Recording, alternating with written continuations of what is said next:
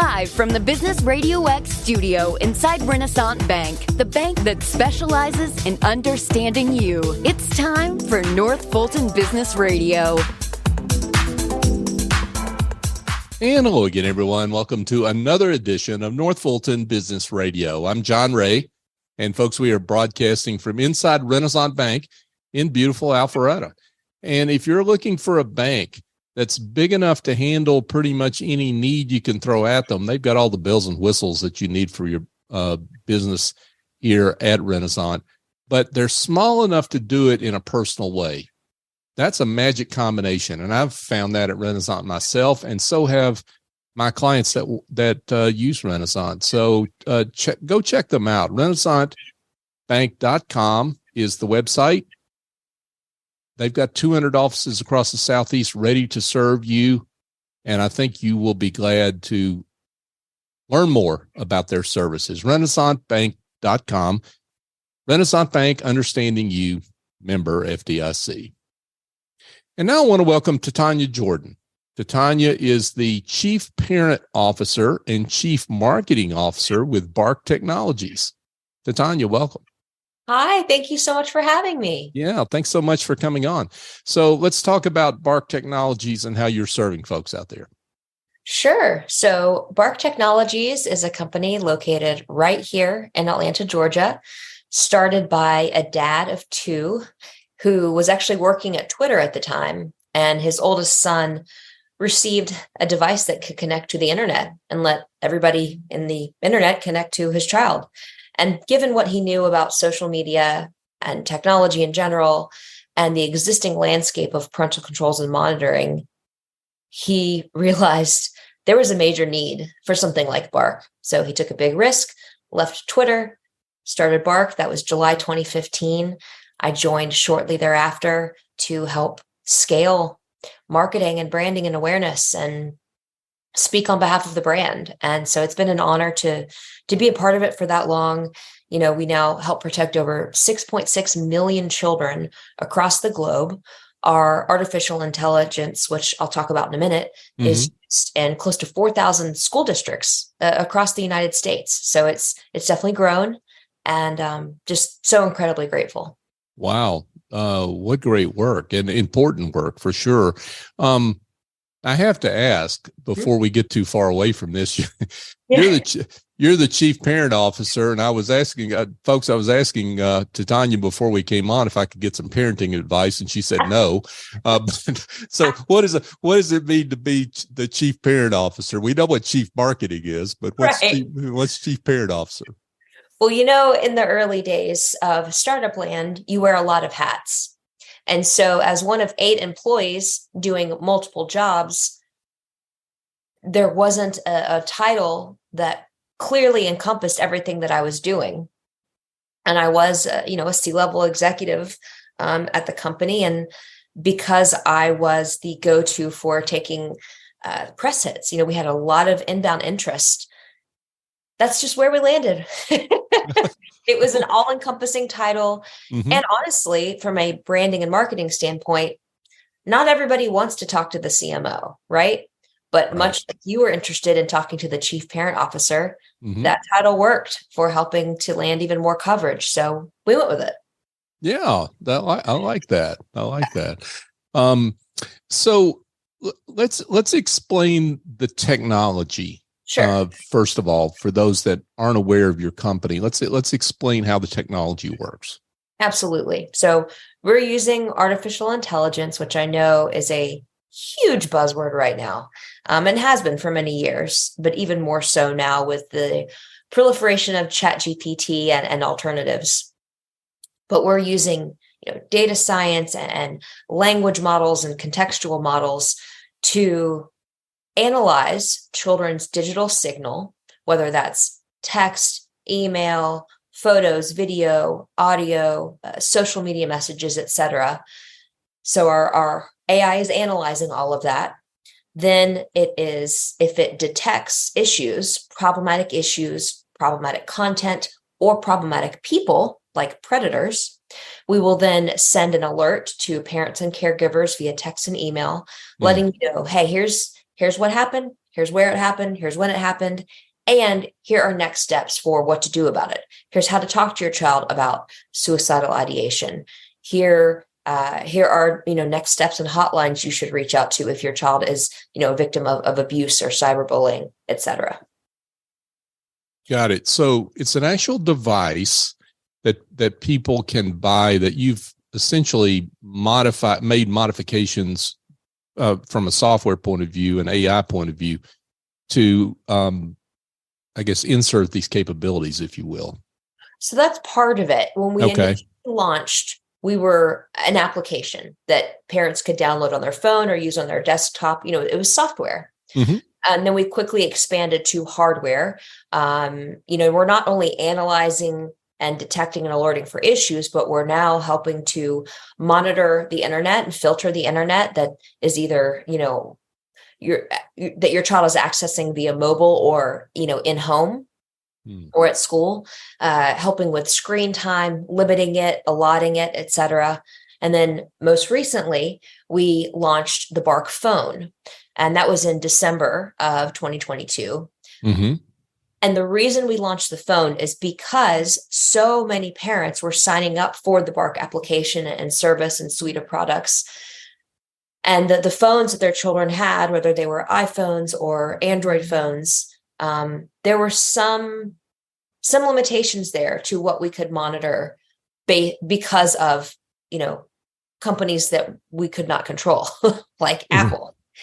And we knew that more and more children were getting smartphones and at younger and younger ages, and they weren't safe. They were not safe for kids, and parents were at a major disadvantage for how to monitor and utilize and help their children use tech in a good way while mitigating the negative aspects. So we launched a smartphone. It's the safest smartphone for kids. It's sleek. It's cool. It doesn't look like, a juvenile toy. It's an actual Samsung A13, but with our technology built in.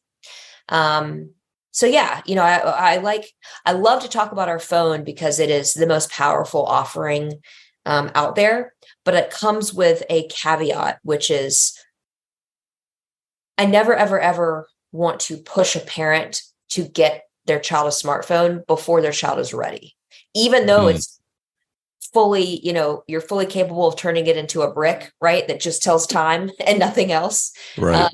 And limit text and limit time. It's a major decision. And we just, delay is the way. You wait as long as possible. Don't feel pressured to give your kid a phone just because everybody else is giving their kid a phone.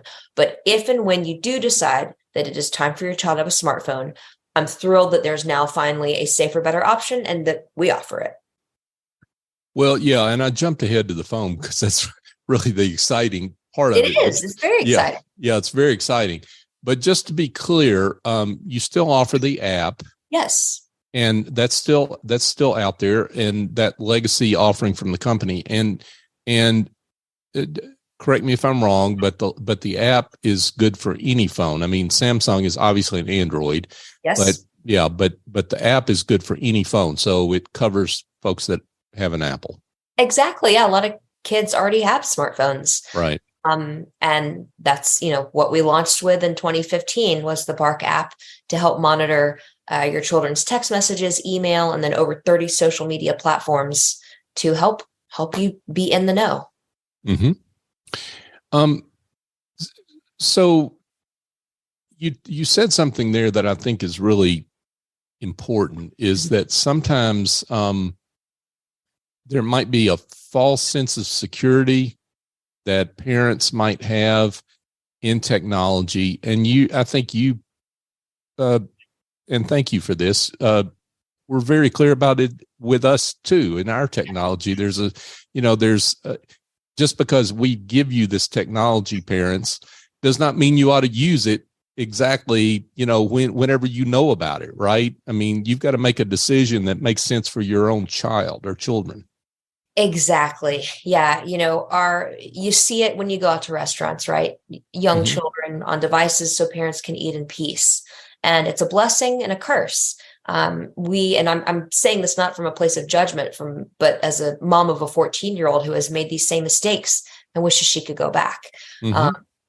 tech can be a wonderful short-term, powerful babysitter in a way for our kids, but a lot of parents don't realize what it's doing to our kids' brains and mental health and what it's exposing children to until it's too late.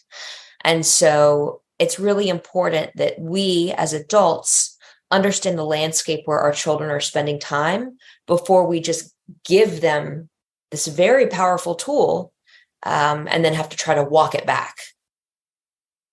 Well, you brought this up, so let's talk about it if you don't mind. I mean, what are some of the things that you as a company see that's going on out there that you're trying to protect against? I'm really glad you asked, because as you know from speaking to many, many business owners and entrepreneurs, it's all about the data. What is really happening with the population? Mm-hmm. And for example, suicide is the second leading cause of death in children in this nation, which is very hard to just come to grips with, right? And so at Bark, as of today, we're sending between 85 and 100 severe self-harm or suicidal ideation alerts to parents about their kids each day. So whether it's... Hold on just a second. Let's say that again. That we can just let that go by. Say that again, please. At Bark, we are sending parents and caregivers alerts each day about children who are in imminent danger. We're sending between 85 and 100 severe self-harm and suicidal alerts each day. And that's per day. Wow. Yeah. That's mind-boggling. It's... If you add that up over a year, right? I mean, yes. Yeah. And we're not, we're helping to protect 6.6 million children across the globe. There's a lot more children out there. So right. the actual number of how many children are struggling with this, we don't know. Right. Right. And just talk about the origins of this. I mean, this suicide ideation. Mm-hmm. How does it, I know there's a lot of different stories, a lot of different ways, but just give people an idea about how this happens. Well, there is a mental health crisis across the board, across all ages and stages. We've been through a lot over the past few years collectively. Right. But if you look at charts over the past, since 2009, the increase in human usage of smartphones and social media goes up, as well as the increase in rates of self-reported depression, anxiety, suicidal ideation, eating disorder related problems. There's a correlation. Our exposure to content that is, it's just coming at us faster and more frequently. We're never not away from these things. We're never not away from the screens. It's a 24-hour news cycle instead of a 6 a.m. and 6 p.m. sort of situation we're living in. It's a lot has changed. Right. So much has changed. And then when you compound that with algorithms from applications that are trying to keep you in their app as long as possible because they make money, if you show interest in something, whether it's violent content, sexual content that's depressing and dark, those apps are going to show you more of that content because they want to keep you in the app. And that takes you down dark rabbit holes. And that's adults. Think about children who they don't have, their full capabilities yet of discernment and judgment. It's scary. What is, and parents have to make their own decision. So we're going to just say that right here, right now. Yep. That said, I'm asking for your own opinion and what, and it depends on the child. Right. When should a child have a cell phone or a mobile phone? Given what I know now, right? My answer a few years ago would have been different.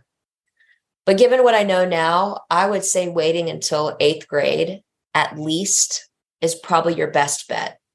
If you're going to give your child a smartphone that is not completely locked down.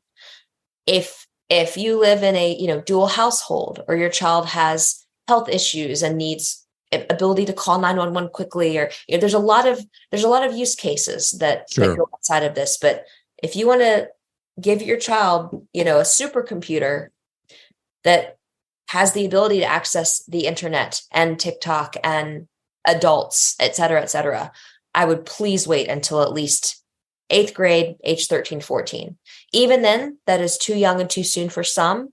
And on the flip side, there are some children that can maybe handle it earlier. But thankfully, you don't have to wait that long if you are struggling with, well, I just want my child to be able to text me, right? Mm-hmm. Cool. Mm-hmm. You can give them, obviously, the Bark phone, right? I'm going to plug that because you can have a smartphone that you can let your child only text approved contacts. And then if for some reason they do need to access Google, right, for a book report, you can allow that for maybe 30 minutes and then disallow it. It's all about parental involvement and relationship. So that's critical. But yeah, just the wild, wild west, hey, let's go get our kid an iPhone. Please don't do that before 8th grade. Yeah. Please. Titania Jordan is with us, folks. She is with Bark Technologies. So Titania, let's you mentioned this, the phone itself, it's Samsung, which means Android. I have to ask because there's a whole lot of Apple users out there. Yes, there are. Right. So let's say something to them about what stands between you and offering an Apple similar device that's Apple based. Is there an issue with Apple or itself, or you kind of alluded to something there, but say more. And I didn't realize this until about 2015, but Apple smartphones and devices are not the best choice for children or for families. Samsung and the Android operating system is much better for kids and families if you're looking to be able to have insight and monitor and control screen time and all of that. And there's a lot of reasons for that. But primarily, Apple as an entity prioritizes privacy over everything, which is wonderful if you're an adult. Right. But if you're a 13-year-old, mm-hmm. that level of privacy is actually a detriment to that child's well-being and safety. Mm. I think it was last year, Apple was contemplating proactively eliminating a child's ability to send nude photos of themselves. But because of their stance on privacy, they did not move forward with that ability. Now, I don't know who in their right mind would vote against that, but that's where we are. Another nugget there, I was actually speaking with the former head of the former Internet Crimes Against Children unit for the state of New Jersey. He was in that position for close to 25 years. And he said, Titania, just guess how many iPhones there are in the United States. And I didn't know. And I think we landed on something like 32 million. Mm-hmm. And he said, okay, now guess how many reports Apple made to law enforcement around child exploitation, given that footprint. He said, I don't know, John, how many? He said 10. 10. Oh my. That's unacceptable. Knowing which children are exploited, knowing how many predators are out there, knowing how just the reports to the National Center for Missing and Exploited Children for child online sex abuse material have grown, 97.5% over the course of 2020.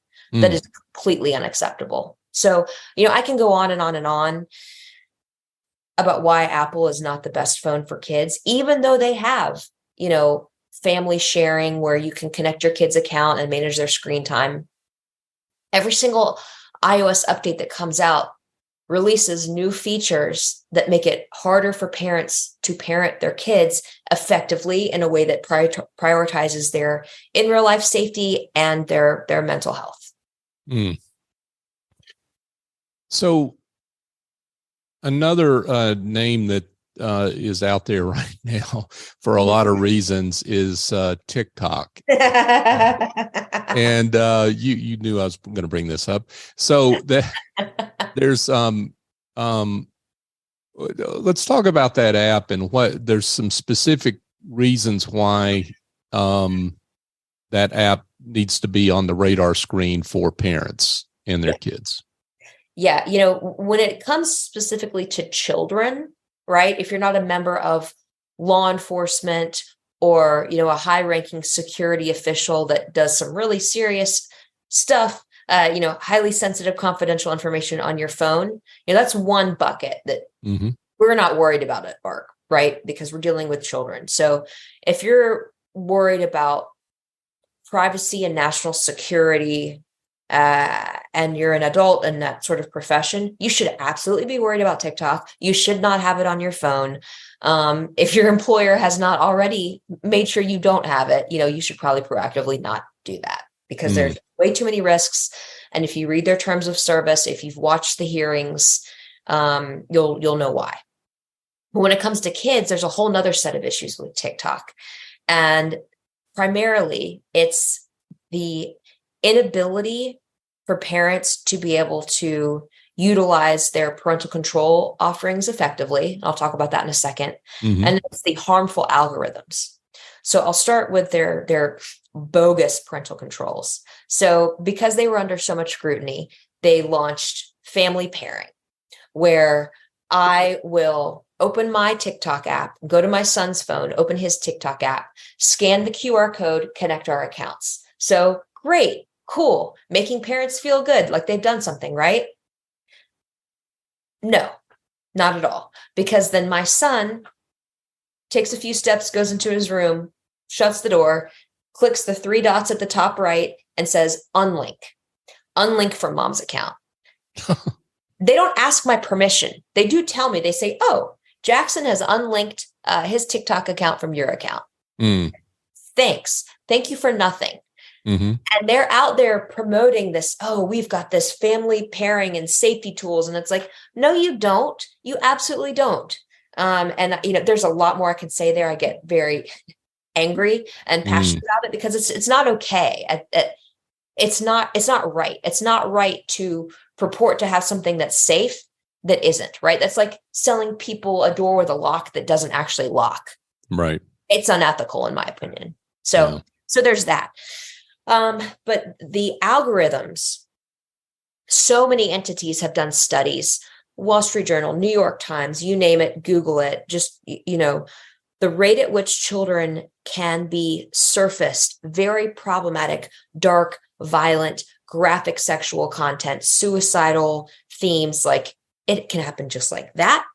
And they say that they are working to only keep it, a positive, uplifting place, and they're not allowing certain things on there, but it's still not the case.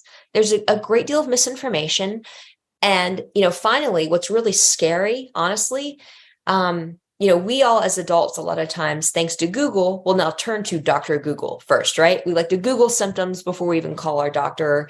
We go to Google to find the truth, right? Kids aren't even going to Google anymore, which has some semblance of ranking of truth versus not. They're going to TikTok.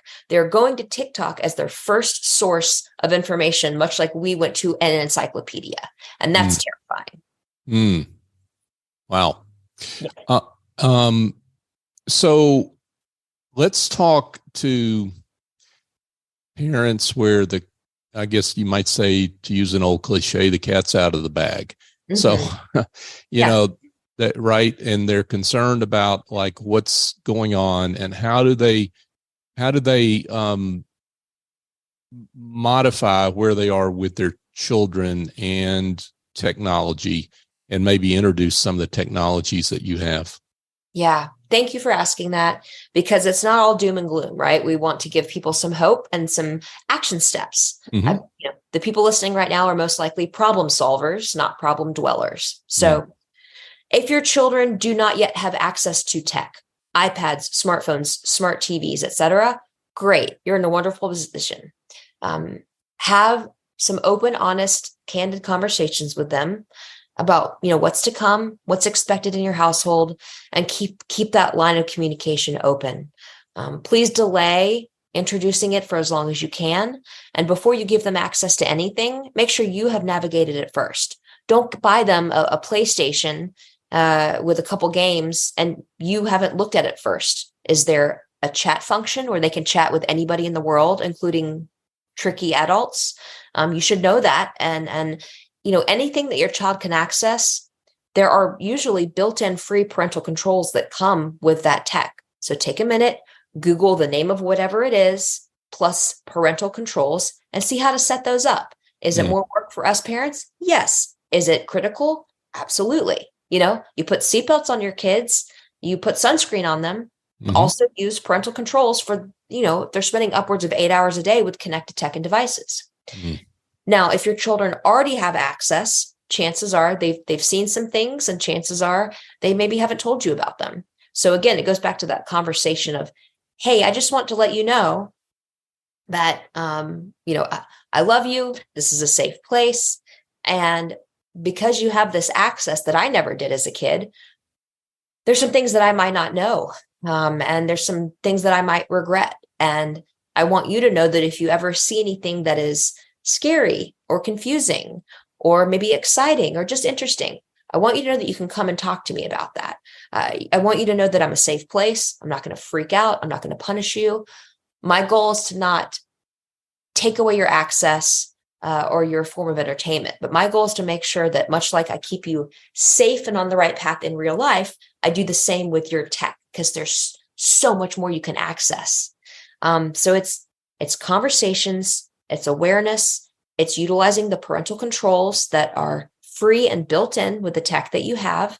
And then also keep in mind that there is something like Bark that exists. So if and when your children do have connected tech, and you're using, the built-in free parental controls that come with that tech, none of those are going to alert you if and when your children encounter danger. So please consider using something like Bark that will send you alerts when your children have encountered problematic issues. And a lot of parents think, not my child, or my child would never, or I'll know if my kid has an issue. And I'm here to tell you candidly that you're wrong. As a mom who has experienced this firsthand, and as the chief parent officer of a company that has analyzed over 4.5 billion messages just over 2022 and have found things that are very, very disturbing. 62% of tweens and 82% of teens encountered nudity or content of a sexual nature over the course of 2022. And it's not just sexual content or suicidal ideation. There are predators and issues around disordered eating and anxiety and bullying. Bullying is a big problem. Aggression, violence, violent content is everywhere. Content related to drug and alcohol use and abuse. It's everywhere. Your children will see it. They probably won't want to talk to you about it, and you need to know. Great words from Titania Jordan of Bark Technology. She's the chief parent officer there and chief marketing officer as well. Busy person. So Titania, as we kind of zero in here on the closing here, I'd love it if you maybe could share a success story. I mean, you've got a lot of clients across worldwide, but talk about some feedback that you've gotten from customers, parents who are thrilled that they took advantage of your technology. And those mean so much to us. We're so thankful. Every day we're receiving messages, Facebook posts, tweets, Instagram DMs, et cetera, from parents saying, thank you. This tech alerted us to something we had no idea was happening with our kid. And as a result, our relationship with our child is in a better place. And in many cases, our kid's life is saved. So one specific example of that, I flew to Denver, Colorado to speak on a panel about teens' mental health. And in a break in the speech, a woman came up to me and said, hey, you don't know me, but I just want to let you know that your app, the Bark app, saved my child's life. And I was like, wow, thank you so much for, would you mind telling me more? And she said, yes, my son, my 13-year-old son, and I didn't know he was struggling, was on his iPhone Googling ways to kill yourself. And Bark alerted me that he was making those searches. And as a result, we were able to get him the help he needed. And he's now doing much better and in a better place. So that was incredibly powerful. And I'm so thankful that she shared that with me. And I'm so thankful that her son is still here and they're in a better place. Wow. That takes my breath away. And those stories have to be multiplied by many that you may or may not be aware of. So congratulations and to you on your great work, you and your colleagues there at Bark Technologies. We're honored that we could shine the light on it and get the word out. And hopefully that will help folks take care of their kids better, because that's what they all want to do. We all have that in common as parents. So thank you again for that work, Titania. But before I let you go, though, we've got to give the most important question is directions, right? Because I have got to think some folks want to know more, where they can find out more about your technologies and how you can help. Absolutely. So good news is we have a very easy to spell and remember website that you can access from anywhere. And it's bark.us. So not bark.com. We are not a dog retailer, but we are your family's watchdog for internet safety. So go to bark.us. From there, you can read all the things, sign up for a free trial, connect with our team, ask us whatever you'd like to ask. And there's a great deal of just free resources there as well if you just want to digest some information. Terrific. Titania Jordan with Bark Technologies. Titania, thank you again so much for coming on. Thank you so much for having me. Absolutely. Hey, folks, just a quick reminder. If you've got some warning signs in your business that you need some help with, and the back office is barking, pardon the pun, I've got a solution for you. You know, these administrative tasks pile up, bookkeeping issues, they pile up and they get in the way of you effectively running your small business the way you'd like to. I've got a suggestion that involves picking up the phone and calling Essie Escobedo, and she's the chief executive angel at Office Angels. And her phone number is 770-442-9246. Tell her I sent you. If you're shy, you can go to officeangels.us and check them out there. But what I suggest is give her a call, and she will match you up with an angel who has the talent to solve whatever your problem is. They fly in, get the job done, and they fly out. And they do it on an ongoing or as needed basis. I use their services myself in my business, and they're terrific. So check them out, officeangels.us. And a quick reminder and a thank you. We're up to we're well into 600 shows of North Fulton Business Radio. We've gotten this far because of your support. You have shared the show when you have found a show that you thought somebody else needs to know about that show. I can't imagine anybody listening to this episode that can't think of someone they ought to share this show with, a fellow parent, what have you. So please continue to do that. We are in it to highlight the great work of business leaders like Titania and the other hundreds of them we've had over the years. So please help us help them get the word out on the great work that they do. That's how we fulfill our mission as the voice of business in the North Fulton area and beyond. So for my guest, Titania Jordan, I'm John Ray. Join us next time here on North Fulton Business Radio.